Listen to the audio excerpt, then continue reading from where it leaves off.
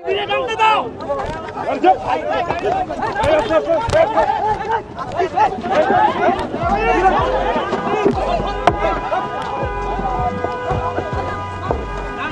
ফিতা কাটতে গিয়ে বিপদে পড়ে গেলেন চিত্রনায়িকা অপু বিশ্বাস। মারামারিতে নিজের প্রাণ নিয়ে এক প্রকার পালিয়ে বাঁচেন নায়িকা অপু বিশ্বাস।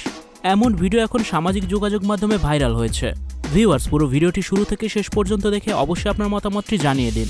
ফিতা কাটা অপু বিশ্বাসের প্রতিদিনেরই কাজ। মাসে 30 দিনের 31 দিনই তিনি ফিতা কাটা নিয়ে ব্যস্ত থাকেন। তবে এবার ফিতা কাটতে গিয়ে ঘটে গেল এক অঘটন। অপু বিশ্বাস আজ তাসা তোহা নামের এক তেলের ওপেনিং করতে যান। সেখানে কেক কেটে উদ্বোধন করেন শোরুমের। অপু বিশ্বাস আসবে জেনে উপচে পড়া ভিড় ছিল আগে থেকেই।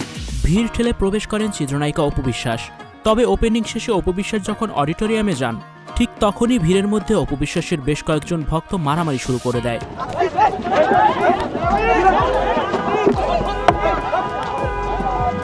অপু বিশ্বাসের পাশেই চলে এই মারামারি হট্টগোল।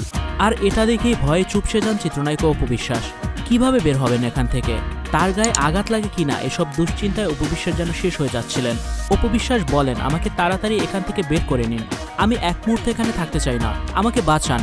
মনে হচ্ছিল অপু বিশ্বাসের গায়ের উপর পড়ে যাবে নাশকতাকারীরা।